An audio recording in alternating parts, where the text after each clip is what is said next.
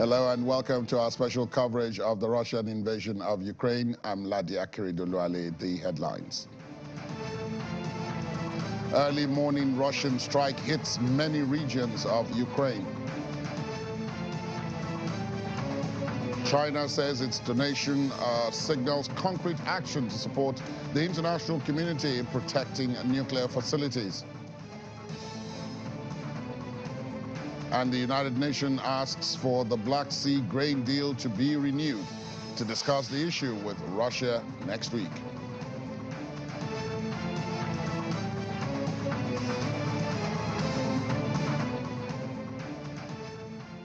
Russian missiles struck cities across Ukraine, including the capital Kiev, early this morning, the Black Sea port of Odessa, and the second city of Kharkiv.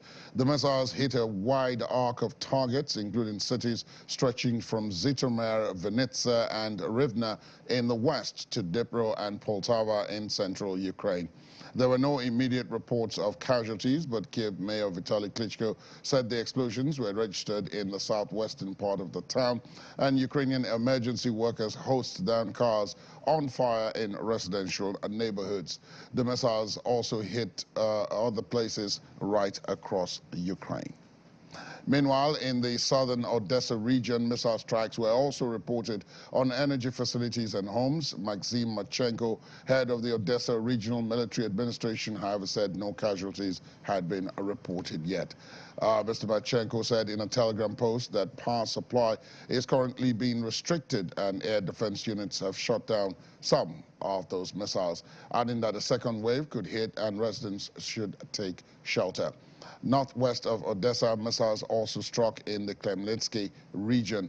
Serhiy Hamale, head of the Khmelnytsky Regional Military Administration, urged residents to remain in their shelters, adding that the enemy is striking the country's critical infrastructure.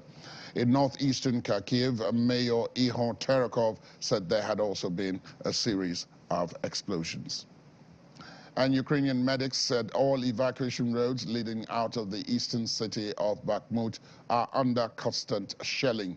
The National Guard Chief Medic Artem said, quote, ambulance and other vehicles get shelling, and for that reason it is very difficult to evacuate people.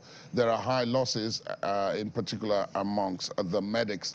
Artem's unit operates in the vicinity of Bakhmut, providing first aid to wounded Ukrainian servicemen and then transporting them further to a hospital. The head of Russia's Wagner mercenary group has said his forces had taken full control of the eastern part of the Ukrainian city. But the Ukrainian military had earlier said the main task of its troops in Bakhmut was to cause as many casualties as possible among the Russians and grind down their fighting capability. China's foreign ministry spokesperson Mao Ning says the country's decision to donate 200,000 euros for the security of Ukraine's nuclear facilities through the International Atomic Energy Agency is a concrete action to support the agency's efforts to strengthen safety protection of Ukraine's nuclear facilities. Speaking at a press conference in Beijing, Ms. Now said China takes promotion of international cooperation on nuclear security as one of the country's priorities in cooperation. Beijing's announcement comes after Kiev said diplomatic talks between Ukraine and Russia on the power plant had reached a dead end as fighting has continued. China always attaches great importance to the issue of nuclear security and is actively committed to international cooperation in this field. The Chinese Foreign Ministry issued a Global Security Initiative concept paper the other day, which clearly takes international cooperation on nuclear security as one of the priorities of cooperation. China's position on the political settlement of the Ukraine crisis issued not long ago also makes it clear that China opposes armed attacks on peaceful nuclear facilities and supports the IAEA in playing a constructive role in promoting the safety and security of peaceful nuclear facilities. China's decision to donate 200,000 euros to Ukraine's nuclear safety and security technical assistance program through the IAEA is a concrete action to support the agency's efforts to strengthen the safety of Ukraine's nuclear facilities. We will also continue to promote peace talks, support a political settlement of the Ukraine crisis, remove nuclear security risks at their root, and promote the safety of Ukraine's nuclear facilities. Chinese Foreign Ministry spokesperson Mao Ning. Meanwhile, Chinese military researchers have concluded that China needs the ability to shoot down low Earth orbit Starlink satellites and defend its tanks and helicopters against shoulder-fired Javelin missiles after studying Russia's struggles in the Ukraine war as a means to learn lessons for possible future conflicts, possibly with the United States. A review of almost 100 articles in more than 20 defense journals has revealed an effort across China's military-industrial complex to scrutinize the impact of U.S. weapons and technology in Ukraine that could be deployed against Chinese forces in a possible future conflict. Some of the Chinese journal articles stress Ukraine's relevance given the risk of a regional conflict that pits Chinese forces against the United States and its allies, possibly over Taiwan. The Chinese language journals, which reflect the work of hundreds of Chinese researchers across a network of People's Liberation Army-linked universities, state-owned weapons manufacturers, and military intelligence think tanks, are far more candid in their assessments of Russian shortcomings in warfare than China's official position on Moscow's war, which it has refrained from criticizing. And Ukraine's President Volodymyr Zelensky and the UN Secretary General Antonio Guterres have both called for an extension of a deal with Moscow that has allowed Kiev to export grain via Black Sea ports during Russia's invasion.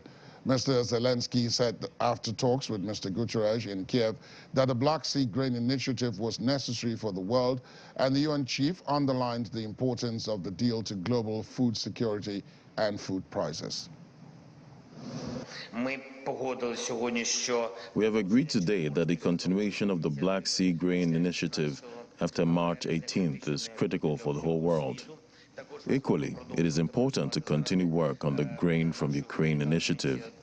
Within the framework of this particular initiative, we have already managed to involve almost $200 million and export over 140,000 tons of Ukrainian grain to Europe, Kenya, Ethiopia, Somalia, countries that are suffering from famine. I am sure that working together with the UN, we can develop this initiative, as well as the Black Sea Grain Initiative. This will provide even more guarantees of the world food security. I want to underscore the critical importance of the rollover of the Black Sea Grain Initiative on 18 March and of working to create the conditions to enable the greatest possible use of export infrastructures through the Black Sea in line with the objectives of the initiative. Safety and security around the Zaporizhzhia nuclear power plant is also vital. Meanwhile, Deputy UN spokesperson Farhan Haq said that top UN trade official Rebecca Greenspan will meet senior Russian officials in Geneva next week to discuss extending the deal that allows the Black Sea export of Ukraine grains. Mr. Farhan said that the next step to take will be for the Secretary General to continue to do all he can to remove obstacles to the export of Russian fertilizers. And a Turkish diplomatic source says Russia's demands for the extension of the Black Sea grain deal have not yet been met, adding that Ankara is working very hard to ensure the agreement continues. It says Russia's concerns, or rather the difficulties that it has been facing, have not yet been overcome, but that Turkey is doing its best for an agreement between all parties. Russia signaled that obstacles to its agricultural exports must be removed before the deal can continue. The Black Sea Grain Initiative, brokered by the UN and Turkey last July, allowed grain to be exported from 3 Ukrainian ports. The deal will expire on March the 18th unless another extension is agreed upon. Let's talk now to Dr. Olena Snegnara, expert at the Center for Global Studies Strategy 21 in Ukraine, who joins us virtually from Florence in Italy. Good morning to you, Dr. Snegnara. Thank you for your time. Good morning. Thank you for the invitation. How important is this grain deal? Because in between everything that is happening, you know, with the Russian invasion of Ukraine, there's a tendency to forget about this grain deal because it drops off the headlines. But more than a year on, and well over 6 months after it was initially agreed. How important is it to Ukraine? Let's start off with Ukraine. Well, for Ukraine, everything what brings money to Ukrainian budget is important. Of course, Ukraine suffers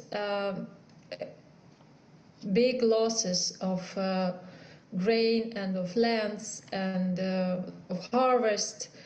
So the numbers that Ukraine, the number of harvest that Ukraine, the amount of harvest that Ukraine was getting the previous years is much bigger, was much bigger than Ukraine can get now. But still, there is something that Ukraine can export, and yeah, as I said, every amount of grain that can be exported and every amount of money that Ukraine can get into its budget is important. And also what is important is that Ukraine stays the trustable partner of its international partners and of those countries with whom Ukraine has still trade relations.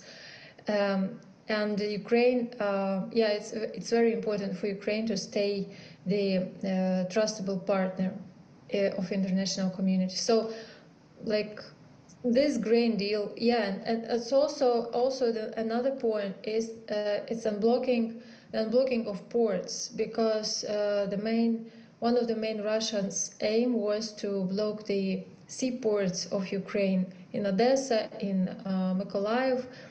And yeah, to some extent Russia succeeded, but with the help of this grain deal, these ports still are functioning. Indeed, we are seeing, well, we are expecting to see some of the visuals there. I can see them on my screen here, of the ports that you mentioned there, and the grain that we're talking about.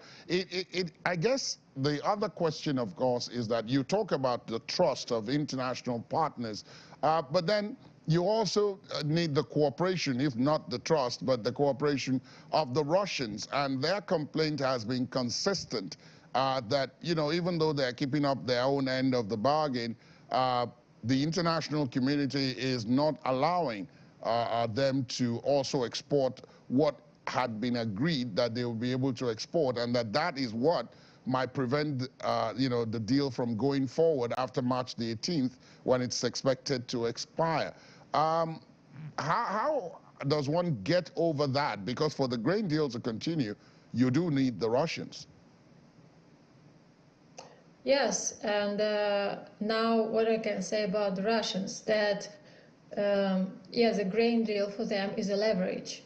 We can go to the past, we can look at the past, and we can see that the last grain deal lasted for 2 months without interruptions till Russia started to break it again and again. So it's not Ukraine or Ukrainian international partners that break the deal. It's the Russia that breaks the deal all the time. And speaking about Russians' conditions, like lifting up sanctions,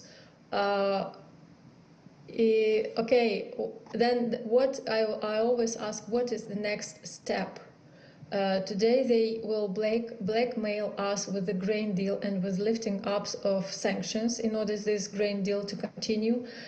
Countries will lift up the sanctions, and then the next day they will go further and, for example, blackmail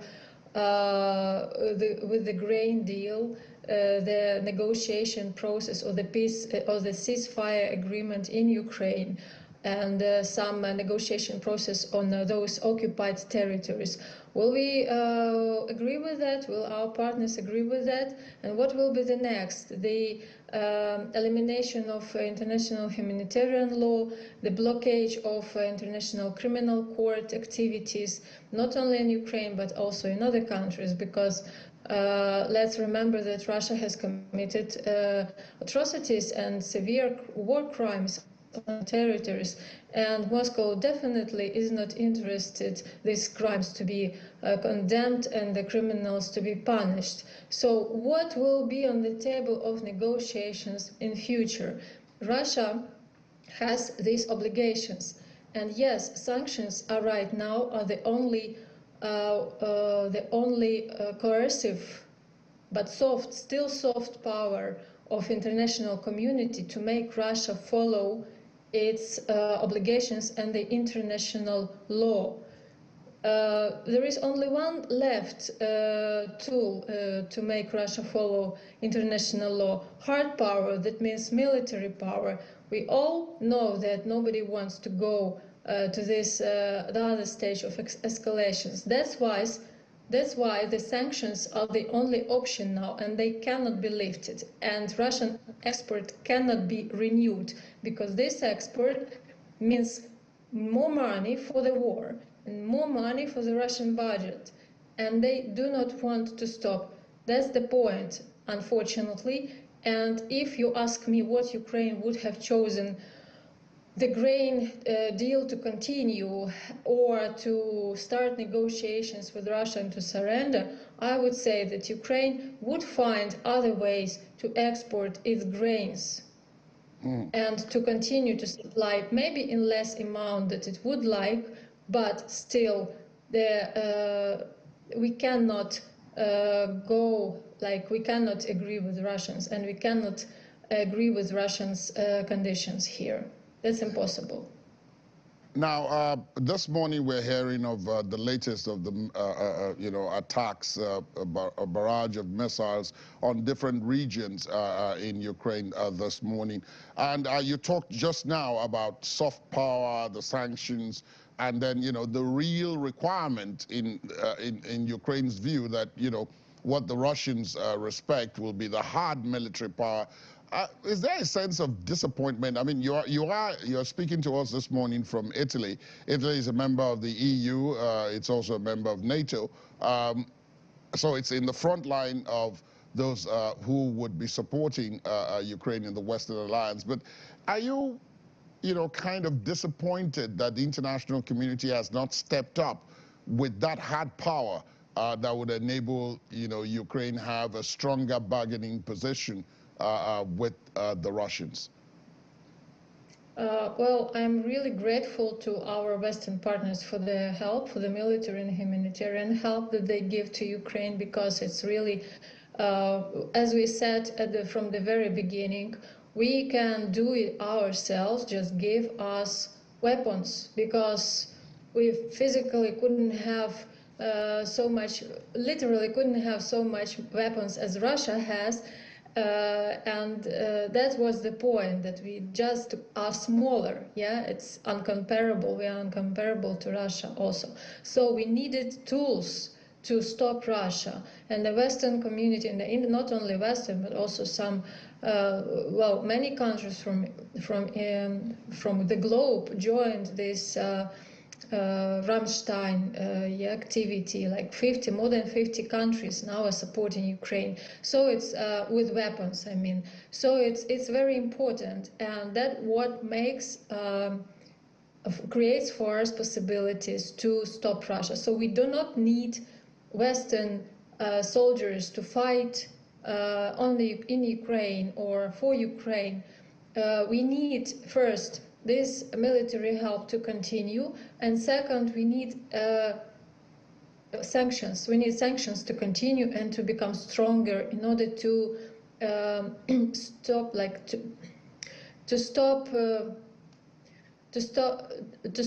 the possibility for Russia to finance this war. We need. Actually, it would be nice, of course, that the whole trade with Russia stops. But at least for now, we need the sanctions to work. And for example, the oil cannot be overloaded somewhere in the sea on the black market and sold again to Europe or to other countries. So we need this to we need sanctions to be more strictly observed and we need sanctions in action actually. So that's the point. And yeah, of course, we would like more strong position from the international community, but yeah, that's the reality. We understand that Russia also has its soft power and also has its coercive power, its mercenaries in Africa, for example, where Russia influences some African governments with the coercive force, with the military force, yeah, and with the money. So it's just the life how it is. So we need to be more persuasive and try to convince our partners in the world that they are not like standing only with Ukraine, they're standing for themselves, they're standing for the values, for their future, because Russian mercenaries and Russian interests, they do not bring stability and development to the countries. They're just they're looking for their own interests, and that's it. And that everyone has to understand that international law is important, and sticking to international law and performing international law is important for future security and future stability. Indeed. But I can't let you go without asking about the situation on the ground. I know you are in Italy, but of course I know, having spoken to you several times in the past, that you do have a family back home. And the missile attack this morning is just an example of what is going on in Ukraine. The battle over Bakhmut has been relentless, has been continuing for months now. What are you hearing about the situation on the ground? How bad is it in terms of everyday existence, light, water, access to medicines, those going to school, things like that, day-to-day activity? Well, first I want to attract your attention that this missile shelling from Russia happened just immediately after the visit of Antonio Guterres, the UN General Secretary, to Kyiv. So you can consider it as a signal from Russia of its willing to continue this grain deal or of its position. So this is the first remark. Second, about your question about the situation on the ground. Ukraine survived this winter with the help of international community, with the resilience of local people. There are no problems with electricity. Well, there are some blackouts sometimes, but still they're not catastrophic. They're quite rare. And they are mostly preventive, like if we know that there will be the attack and we know that Russia will hit so there is the risk that Russia will hit some energy infrastructure, so energy service, they'd better cut off the energy supply temporarily just to prevent the bigger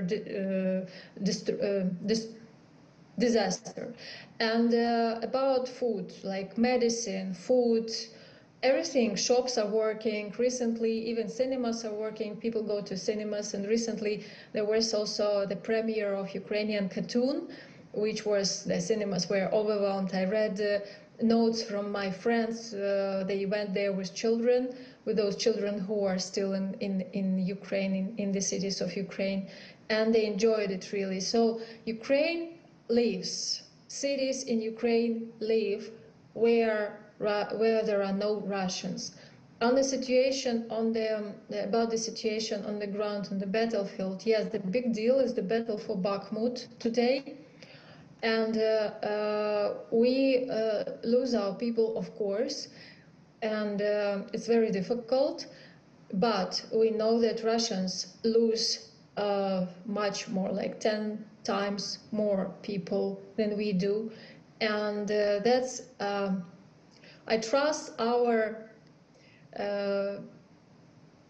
army, Ukrainian army, and I trust the chiefs of Ukrainian army, because many times they proved that they know what they're doing. They have the strategy. So if they are staying in Bakhmut, if they want to keep it, then they have probably the strategy first to make Russian losses as big as possible and just to mince Russian army there at that city, and the second to save this city from occupation and to save the Ukrainian positions of Ukrainian army at that part of the front line. And yes, of course, we are waiting for tanks from our Western partners because soon the land will dry and Ukrainian army can think about the offensive operation. Indeed, indeed, indeed. That's correct. Thank you so much, Dr. Snegar, as always, for your update and for your perspective on this ongoing conflict. One hopes that it will be brought to a close as quickly as possible. But for now, thank you for your time and do continue to stay safe out there in Italy. Thank you and have a good day. Welcome back. Thanks for staying with us. Ukrainian President Volodymyr Zelensky has asked the House of Representatives Speaker in the United States, Kevin McCarthy, to come to Ukraine to see what's happening on the ground. Mr. Zelensky said, quote, Mr. McCarthy has to come here to see how we work, what's happening here and what war has cost us, which people are fighting now, who are fighting, and then after that, he can make his assumptions. Mr. McCarthy, a Republican, has repeatedly said he defends Ukraine, but there should be no blank check when aiding Kyiv. Meanwhile, the president has also thanked Georgians for waving his country's flag during protests, saying it showed respect. The police in the Georgian capital, Tbilisi, used tear gas, water cannon, and stun grenades as they moved to break up the second straight day of protests against the foreign agents law, which critics say signals an authoritarian shift. I want to thank all who held Ukrainian flags on the squares and streets of Georgia these days. I want to thank for our national anthem played in Tbilisi. It is a sign of respect for Ukraine, and I want to express my sincere respect for Georgia. There's no Ukrainian who would not wish success to our friendly Georgia. Democratic success, European success. We want to be in the European Union, and we will be. We want Georgia to be in the European Union, and I'm sure it will be. We want Moldova to be in the European Union, and I'm sure it will be. All the three nations of Europe deserve this. I held a meeting with the military, with intelligence, the front line, our defense, the battle for Bakhmut, and the entire Donbass. It is the first priority. We're doing everything to ensure that our tactical steps will contribute to the strategic task. The success of Ukraine in the battle for the entire temporarily occupied territory of our state. Australia is expected to announce it will buy as many as 5 U.S. Virginia-class nuclear-powered submarines in the 2030s as part of a landmark Pacific Security Pact with the United States and the United Kingdom. That's according to 4 U.S. officials. Under the so-called AUKUS agreement, at least 1 U.S. submarine will visit Australian ports in the coming years, and by the late 2030s, a new class of submarines will be built with UK designs and US technology. Australian Prime Minister Anthony Albanese is due to meet US President Joe Biden and UK Prime Minister Rishi Sunak in San Diego to reveal AUKUS's next steps. Meanwhile, European Union countries have agreed to speed up supplies of artillery rounds and buy more shells to help Ukraine, but still have to work out how to turn these aims into reality. Under a plan drawn up by Foreign Policy Chief Josep Borrell, the EU states would get financial incentives worth €1 billion to send more of their artillery rounds to Kyiv, while another €1 billion would fund joint procurement of new shells. Mr. Borrell said he hoped the plan would be finalized at a meeting of EU foreign and defense ministers on March the 20th.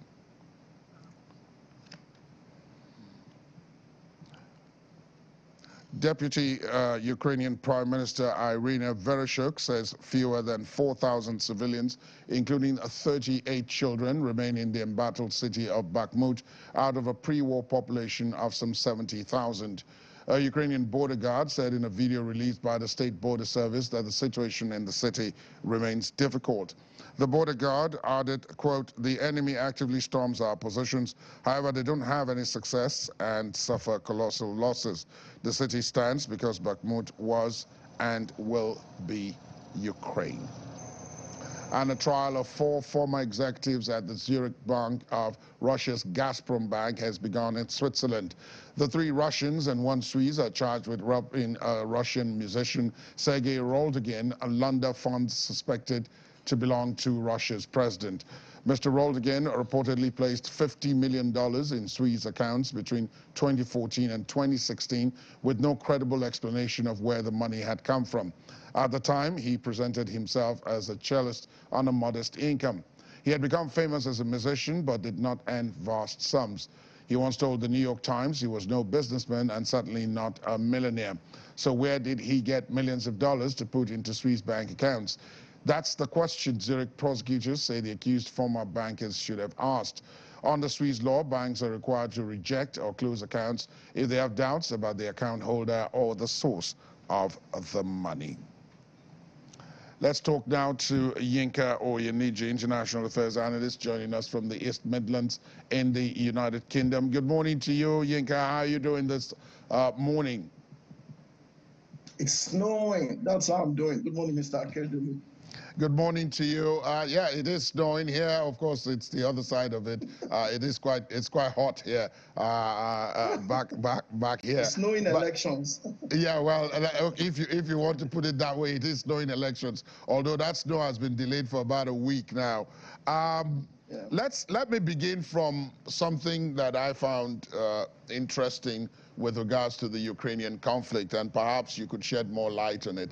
It is said that the Chinese are learning lessons from this conflict, and they're preparing themselves for possible future conflict with the United States and the Western alliance. And so they're studying the techniques, the equipment, the technology that the West is giving to Ukraine to help fight Russia. And they're trying to develop, countermeasures, if you like, to prepare themselves for this.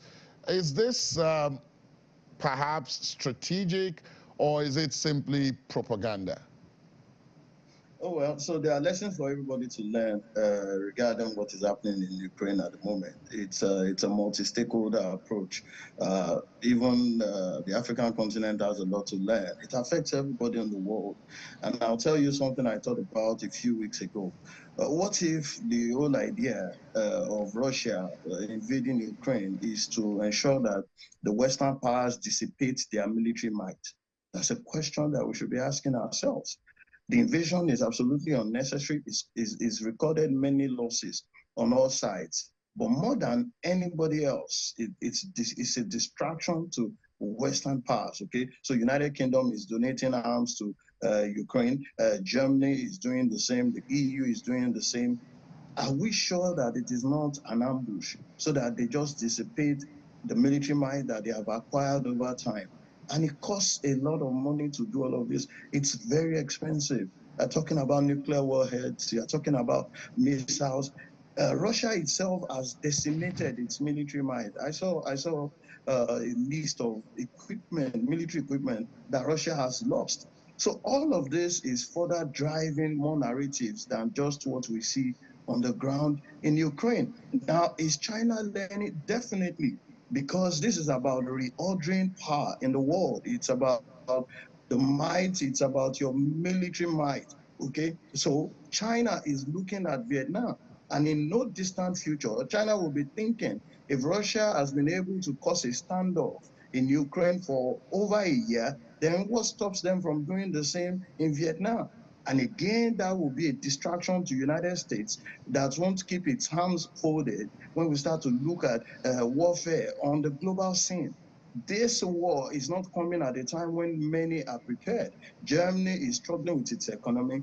The United Kingdom is stabilizing, and only were able to tie up a better Brexit deal last week. So China is looking at it. There won't be a standoff between United States and China, not directly, but China is going to be causing discomfort to Vietnam, and Japan is also in its sights. And the fact is, United States of America will not keep its arm folded just looking at it. So the lessons will be learned for everybody. Okay, Ukraine at the moment is signing a grains deal with Nigeria. It's the moment to start to consider not only growing food for the rest of the world, because the food insecurity all over the world is going to reach some alarming rates. Not even talking about the weather and the challenges that farmers face all over the world. So what is Africa doing about all of this? What will our foreign policy be going forward? Iran would definitely be siding with Russia and China. Whereas I read in the news yesterday that the outgoing president in Nigeria, is already also meaning to strengthen ties with Iran. So it's got different implications. The new government that we have from May or June this year, what will be the crux of our foreign policy? Okay, are we thinking that we should realign? Are we thinking that we should be able to grow more, to be able to export, to make money? I also just saw that Australia is trying to acquire submarines. Do we have these things in Africa? Our countries and our presidents prepared to shore up our military might, because within the next 5 years, we will not be able to run away from the feedbacks, from the consequences, and the springboards of the present occupation of Ukraine, as we see by Russia. I see that you cut a broad swathe there when you talked about its implications in many places, and that's very important, it does appear, as lessons to be drawn from this conflict. But if China is learning, and as you said, other people ought to also be drawing lessons from this. And you have also pointed out that, you know, China has, I believe it is Taiwan, you make reference to, not Vietnam, but... Not only Taiwan, the whole of that region, not only Taiwan, even Vietnam, it's only a matter of time. South Korea will also have to take a stand at some point. North Korea has never spoken against that invasion. So it's not only Taiwan, the whole of that belt will have to be involved at some point. I think that it will be myopic not to consider that long-term effect from Absolutely. now. In which case, that brings me back to the original point, which is that, I mean, Russia is the one in everybody's sights now. I mean, with what's going on in Ukraine. But China is a completely different kettle of fish. China is several times bigger in terms of territory, in terms of number of people, in terms of its military. China, is perhaps second only to the United States, and in some instances it has surpassed the United States in some military capabilities. So we're talking about something completely different, and that brings me to what you said about world domination, reordering the world order. For those who are listening back here, expatiate a little on what you mean by the key lessons that the leaders need to prepare against. In Nigeria, for example, we're expecting a transition over the next couple of weeks to months. At the end of May, a new president will be in place. What are they to make of what is happening now? I'll tell you the truth. To start with, Nigeria has many technocrats and bureaucrats who understand foreign policy, but it has never been a trust of election. I've never sat anywhere to listen to a candidates talk about what the trust of their foreign policy is. We've got so very many experts. We've got Professor Bolaji Akinyemi, we've got Professor Akinwuye, distinguished scholars who can start to tell Nigeria how to frame its foreign policy, especially with what we are seeing on the global scene. I'll give you an example. China is one of the biggest funders to African governments. Now, there's no doubt also that the United Kingdom also has interest in Africa. It may not have been able to spend as much as China has done within the last 10 to 15 years. That's where you find that so many governments in Africa have trade relationships with China. And trade is the new foreign policy, trade and military, all right? Because as much as possible, African governments have natural resources which we have never used for our own development. China is not Father Christmas. There's a reason why China makes its resources available for African governments. It's with eyes on the resources that we have. That said, nobody gives anybody aid without entering into some kind of treaty, whether it's economic or whether it's military-wise, even if it's not on the table.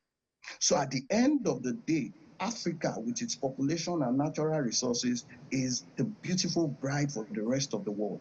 But China would undoubtedly have the right of first refusal because it's giving its funds without holding back in the last few years. It is even said that China helped us to build our African Union Secretariat.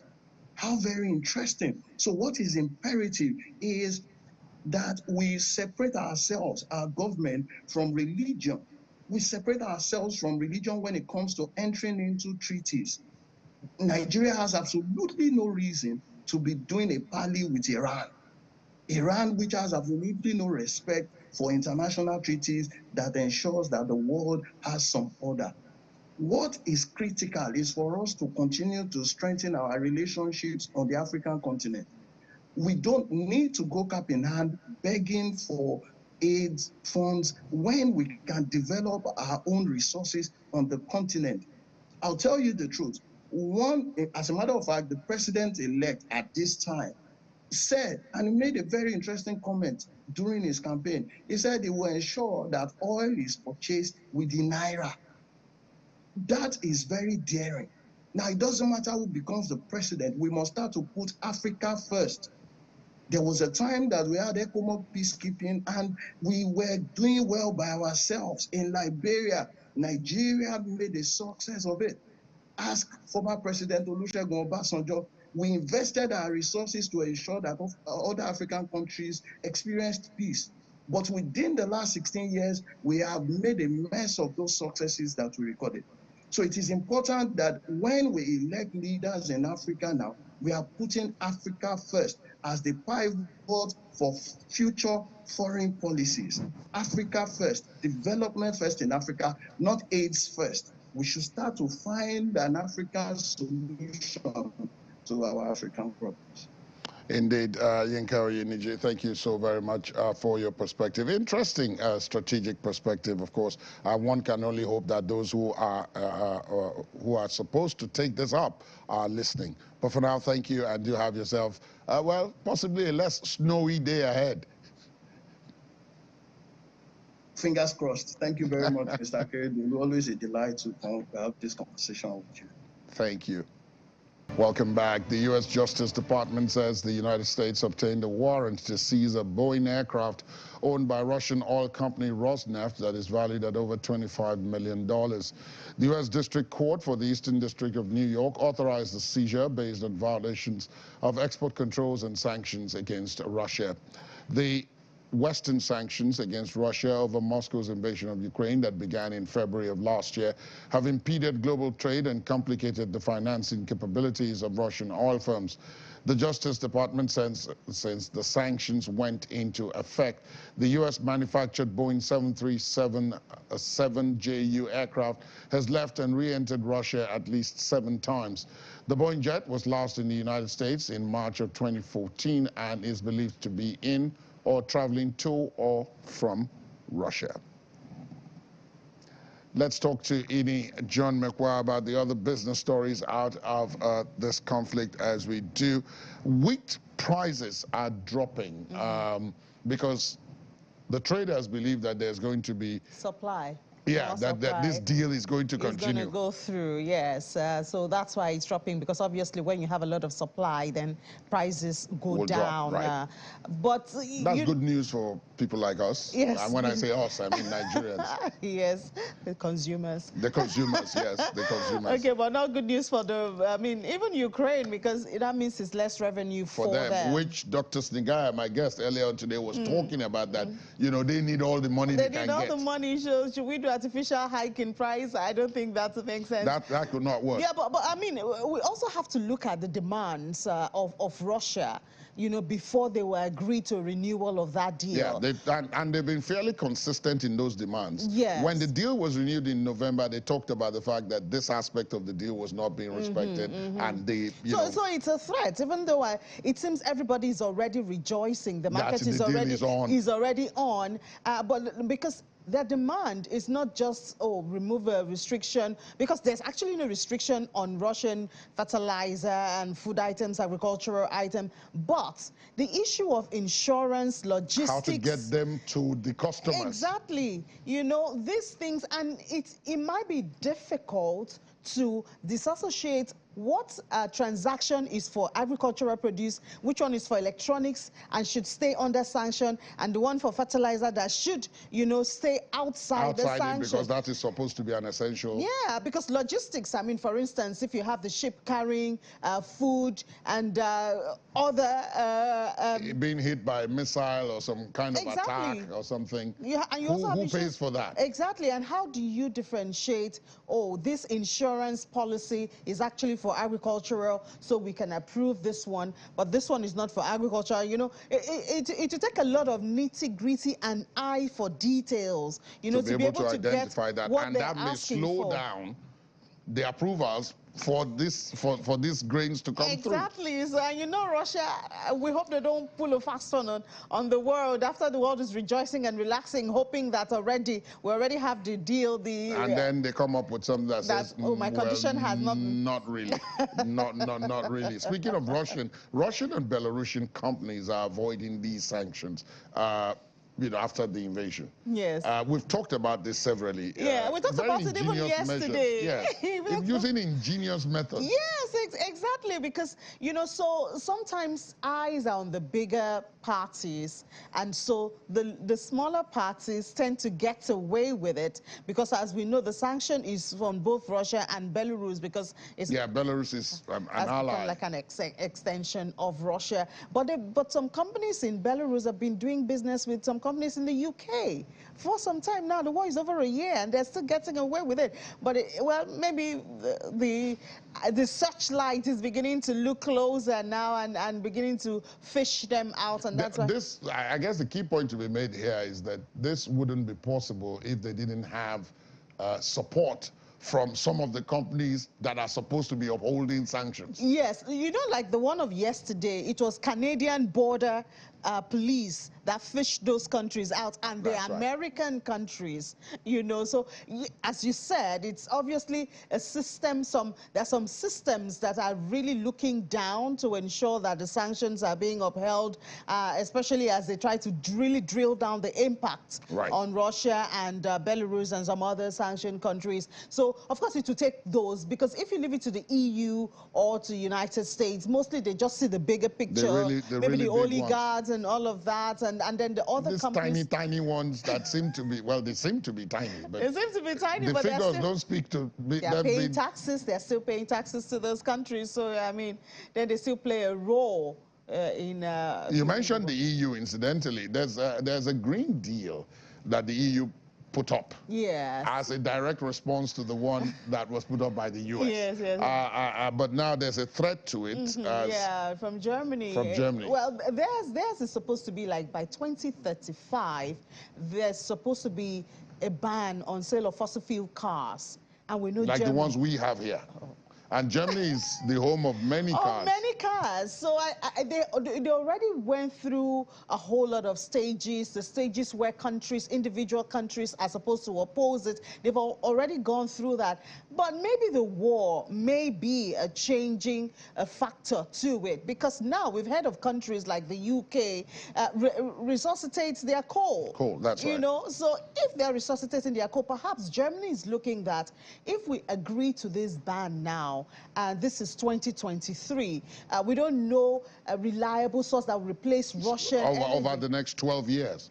And therefore, we will be at a disadvantage. Exactly. So they're putting up a force now, and EU is not happy at all, because EU is saying if Germany, you know, is a giant economy it is the biggest economy in the EU. If they don't agree, obviously they can't go far. And other countries, remember then when they wanted to put the price cap and all of that, Hungary and a couple of others. So some other countries can say, well, if the almighty Germany cannot agree to this, then how can I agree to this? What will it do to my economy? You know, so it might cause a big fall of this unity that has been displayed. And the fight against carbon dioxide and dirty fuel that EU has been fighting against. Because I mean, That'll be good news for Nigeria because we are still producing dirty flour. But not good news for the environment. No, I know that. I know you, Ayola, and others, would take that up with me. But thank you, Ini. Thank you very much. Ini, of course, will be back along with her crew on Business Morning and Business Incorporated. Business Morning follows this show, so watch out for that. Finally on the program, the world-famous Oscars red carpet is no more. This year's carpet has a new color, champagne. The new carpet color was unveiled at the annual Oscars carpet rollout on Los Angeles' storied Hollywood Boulevard just days before Sunday's ceremony. Oscars host Jimmy Kimmel, who was on hand for the carpet unveiling, said he was confident the Academy of Motion Picture Arts and Sciences had chosen the right color. Check out the dressing room.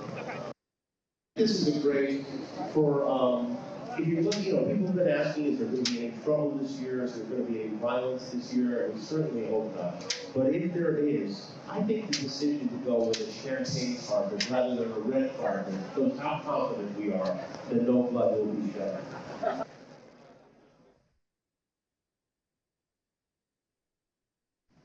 Even as we report on grim conditions, there's still the occasional cause for cheer.